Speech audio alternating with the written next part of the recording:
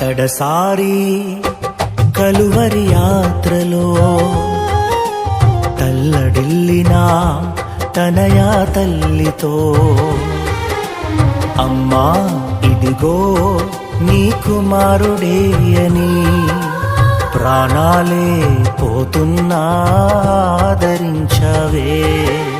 తల్లినే నిర్మించిన మనసుకు ఉండదై ప్రేమ, తల్లిలాంటి ఆదరణే తుడిచినది నా కన్నీళ్ళే. L Shaddai